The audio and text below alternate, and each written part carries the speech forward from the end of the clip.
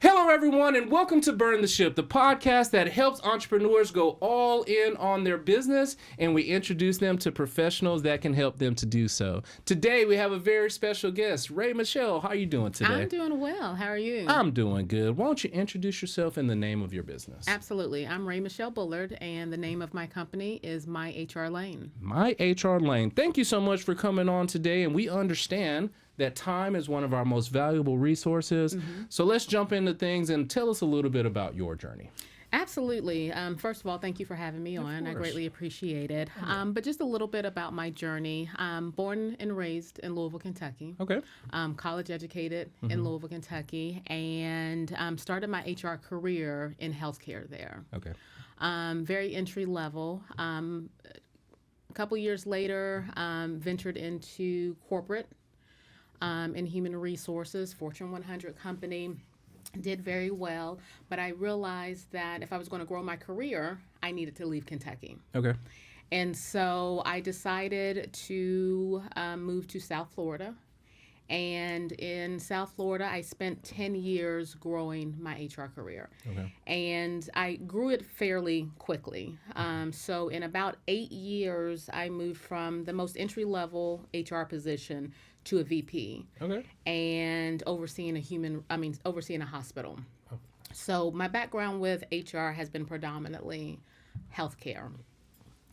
In 2016, I had a friend who had tapped me on the shoulder, and he said, you can do this yourself. Right. And I said, well, what do you mean? And he said, you can do HR yourself. You don't have to work for a company. And at that time, I didn't know what he meant. I didn't even think that there was even a possibility to do HR outside of working for someone else or working for a company. And so in 2016 was also my first vice president job. Okay. And so when he made that suggestion, I just kind of put it to rest because here I am. I had reached my career status of becoming a vice president. I was making a lot of money, and I was living in South Florida. Right. So life is good. Fast forward about 2 years later, still moving up in my career, he tapped me on the shoulder again. And again, he said, hey, you can do this on your own. And so I started to think about it and chew on it a little bit, put pen to paper, start writing out, okay, what would my company name be? What services would I offer? How would I do this? How would I bill? Who would I go after? Who would be my target audience? And so, again, put it to rest. Making good money, living Miami, you can't beat it, right? Right. 2020 comes around, working for a healthcare company. This particular healthcare company, I'm coming into January of 2020 knowing that we were going to have to lay off some folks. March the 7th comes of 2020. March the 7th was our first COVID call with this company. Okay. And so COVID had struck the U.S. And so with that, we knew that with all those additional expenses, we went from having to lay off 20 people to laying off 70 people within about a 4-month time frame. Okay. So I had to lay off about 69 people, and then I was the 70th. Oh, no. And so one of the things that I tell people is job security, there's no such thing, right? And here I am, a VP of human resources, a healthcare company, very fragile population, and it came down to my boss and me. And so I was laid off. And I knew it was coming. I felt it. And so I was laid off June the 7th, or at least that was my last day. And then June the 10th, I had started MyHRLane. And so I didn't waste any time because it was COVID. It was chaotic. No one knew what was, coming. Right. And so I was lucky enough to have a severance package that took me through the end of the year. Okay. And that time, even though Florida never truly shut down during COVID, but during that time, I had time to figure out my model, my business model, the clientele. Even though that has changed since COVID, it gave me that time. By the end of the year, I landed my first client. Okay. But I also went back into the workforce. Oh, so you're doing dual purpose. I was doing dual, and I went back into the workforce because it was a C-suite position. Okay. And I wanted the title. I wanted to be. I did. I wanted the money. Yes. And so I was a chief HR officer, and so I took that position. But still, when I took that position, I started to get smaller clients and small businesses. Even during that first year of COVID, it was, oh my goodness, what do we do? We're getting so much information from so many different resources. We just need help in pivoting. We need help with our employees. We just need help. Right. And so I was starting to pick up small clients. And then the one client that I did have, they started to grow quickly during COVID. And then I had the C-suite job. So during this time, for the next year and a half, I'm serving on both sides. Yes. But in my business, I'm not just performing human resources. Now I have to understand taxes. I have to understand financials. I have to understand brand management. What does a logo look like? That's not my specialty, right? Okay. As a business owner, that was completely new to me. As an HR professional, I could do the services. I could deliver the services, but now I had to do all things with the business, and I had to serve as a CHRO for this other company. Okay. So I was getting a little crazy. Crazy. Yes. So about a year and a half into that, I had started to build relationships here in Atlanta. Again, I'm all still those things were in Florida. And I'm in Florida. Okay. And so I took the risk, and I went to the CEO of the company, and I said, look, I'm leaving, and I'm selling my house, and I'm moving to Atlanta. I have my own business, and we can do one or two things. Either I can flip you to a client, or we can just make it an easy, clean cut. And he said, Rae, I can't afford to lose you. Okay. And so from there, they also became a client. I became a fractional leader for them. And from there, my business, I moved to Atlanta, and then the business just took off. Just went from there. And I've been in Atlanta about 2.5 years. Okay. MyHRLane will be celebrating 5 years in June. Okay. And so I took a couple of risks there. Yeah, it was. I want to ask now, you have that position, you got the title, you got the money you were looking for, you got the business bubbling up, but the conversation you said you had to have with that business owner, was there a specific event that happened that made you say, you know what, I know I have my title and I got my business, but I'm going to burn the ship and go all in on my business? Did you have a specific event that happened that made you make that decision? So there's a couple of different events. One was I understood the relationship building process in South Florida was a little bit more difficult than that in Atlanta. And I was starting to build the relationships in Atlanta a lot easier, even living in South Florida.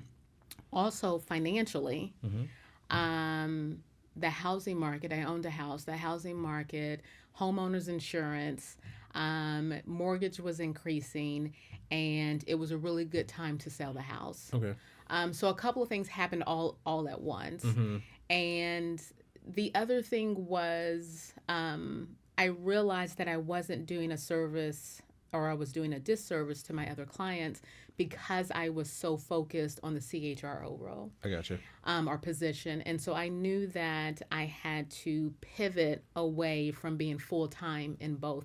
And so the type of service that I was delivering, or the type of service that I wanted to deliver, I wasn't delivering because I was on both sides. Yes. And so I needed to just take that risk, to your point, burn the ship, and run the risk of not having the CHRO income, and potentially not have them as a client. Yes.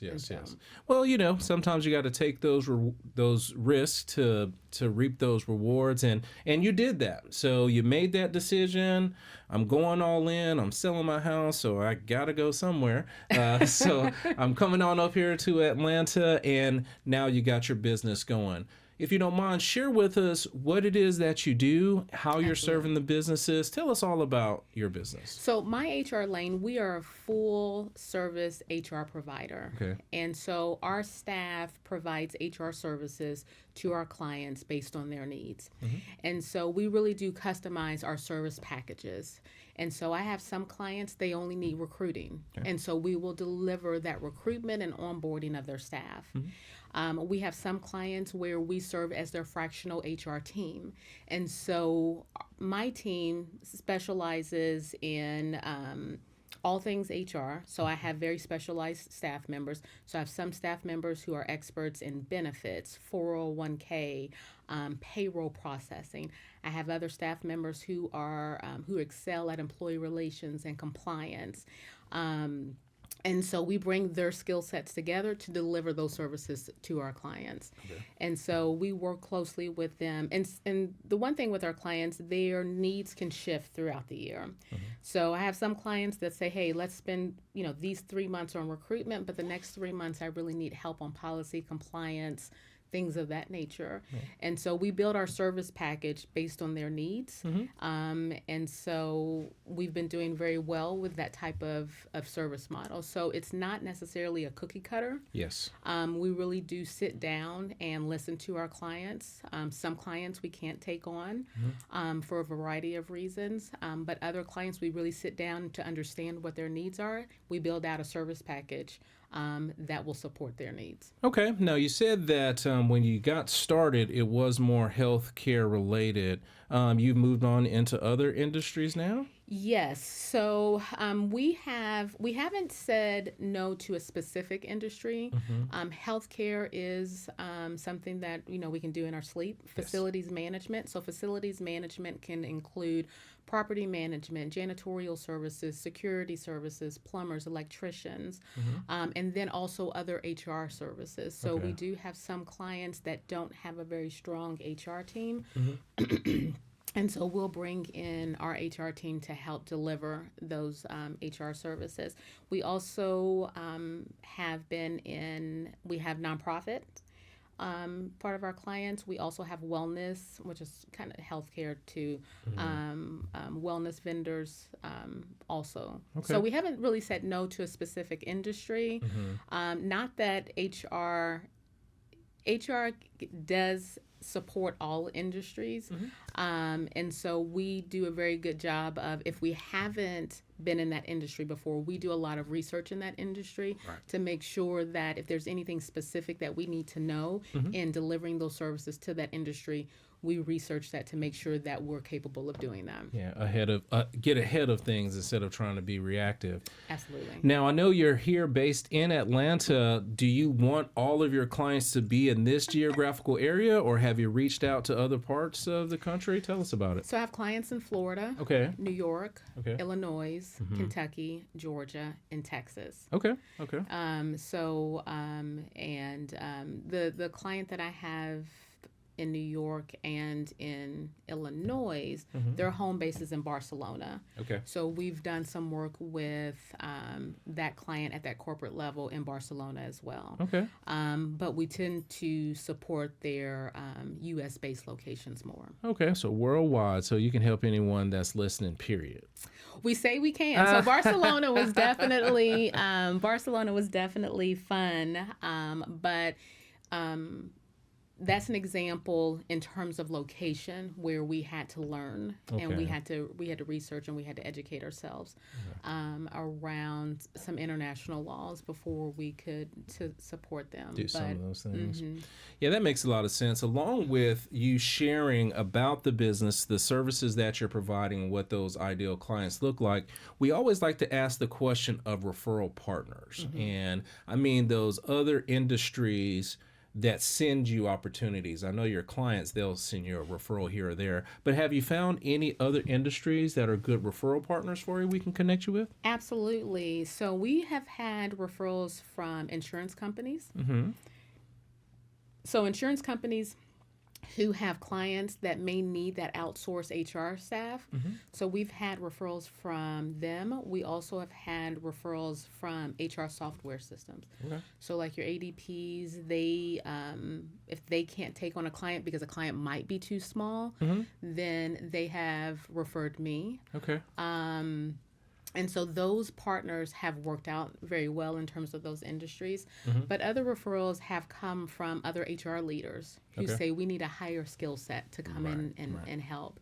And also referrals have also been my clients. Okay. And so majority of the clients that I have all been through referrals of other clients. Yes, that makes a lot of sense. I shared that with another guest as we were talking about how to build and grow the business. I said you got to work with that clients that you already have. Absolutely. You've already won them over. You're already providing service for them. There's nothing wrong with going back in and asking them referrals. Seems like you've done a great job of doing that. Absolutely. Yes. I always ask for referrals. Absolutely. That's the best way because, they're already working with you. Absolutely. Now, over time, being in the HR space, working in corporate, building your own business, I'm confident that you have acquired and nurtured a bunch of business skills that have helped you to become successful.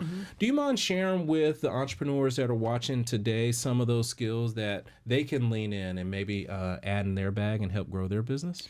Absolutely. I would say the number one skill set is building relationships. Yeah. And so I was watching John Hope Bryant on Instagram the other day, and he reiterated the importance of building those relationships and that a lot of your business building, and again, as we were saying, the referrals come from the relationships. I've received referrals based on the relationships that I've had with people. And these new clients that have come in, they don't assess whether or not I can do the job. They already assume that I can do the job based on who's referring me. So I think the best skill set that you truly can have is being able to build relationships. How do you successfully do that? How do you stay in touch with people? It's not just reaching out to people when you need them. Right. It is just reaching out to people and staying connected. But you have to also be truly interested in the person that's sitting across the table from you. True. And so that will give you, I believe, more business than any book, than any webinar that you may take, is being able to build those relationships. And that's one of the reasons why I left South Florida, because of the relationships that I was building here in Atlanta. I needed to strengthen those. Yes. And in strengthening those, I've been able to land multiple clients. That's a good deal. Those are wonderful words of wisdom. And like I said, I tell people all the time, when you have someone you've already have a successful relationship with when it comes to business, they're going to be, your biggest mouthpiece, because you either are currently serving them to satisfaction or you have in the past. So why not ask them for opportunities? So I definitely appreciate you sharing that. And now we've talked a lot about your journey from Kentucky to Florida to Atlanta, and you shared all about your business. But we do want the people that are watching today to understand you are a human. So let's just say that you got all your HR clients squared away, you got the engine rolling, and there is no restrictions on time and no restrictions on money. What would Rae Michelle do with her time? I would definitely travel. Okay. And I know that is a common answer, but I would definitely travel. I would probably also want to open an orphanage. Okay. Somewhere in Africa. Okay. And then during football season, I would go to every Pittsburgh Steelers game. Oh my goodness! Now I thought we were having a good time until we got there. Oh my goodness! Now I'm just those would be my three things that I would want to do. Okay. Now on your travel list, what's your next destination that you have on deck? Internationally, I go on vacation right down the street. You talk about internationally now. Just next week is Vegas. Okay. So next week I'm speaking. I'm a speaker at the Black Enterprise Women Summit in Vegas. Okay. And next month will be New Orleans. Okay. In September it will be Morocco. Okay. And after that, I don't know. Thinking about spending New Year's in Ghana. Okay. Listen, those are some big places that you got on there. That's exciting. See, I always ask. so that way I can know where I'm gonna go. Oh, goodness. One of these days. We'll put you in a suitcase. I appreciate it. Listen, You're welcome. You got to get a big suitcase. Okay. But thank you so much for sharing those things, because, again, we do all of this hard work so we can do those things. I try to get people to understand you just can't burn yourself out with no purpose or no extracurricular things to look forward to. And I definitely appreciate you sharing as far as wanting to give back with the orphanage as well as getting out there. And is that a passion project you've had before? What made that come about? I don't have any children. Okay. And I won't be able to. Okay. So it'll be my way of having children around. Okay. And being able to grow and develop and being able to impact. Okay. Okay. And so even here in the U.S., working with foster children the past 30 years. Okay. And so that has been a passion as well.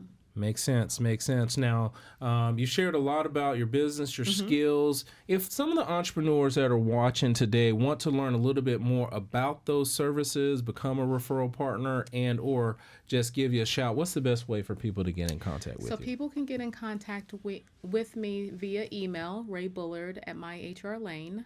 MyHRLane is also on LinkedIn, Instagram, and Facebook. But you can also follow Rae Michelle Bullard on LinkedIn and Instagram. Awesome. Now, we truly do appreciate all of our guests coming in, because sometimes it's not easy to share those things. You know, people get nervous and not know. But you've done such a great job, and we truly do appreciate that. And we always honor our guests by giving them the last word. So please look over there in your camera and tell the people something good. So something good.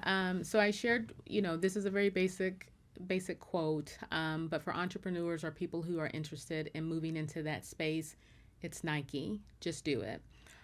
Don't wait. Do it scared. Do it in uncomfortable positions, but just do it and keep moving. Awesome. Those are wonderful words from Rae Michelle. Definitely appreciate you coming on today. Thank you for having me. Of course, been a great guest. And to everyone that is watching, be kind and thanks.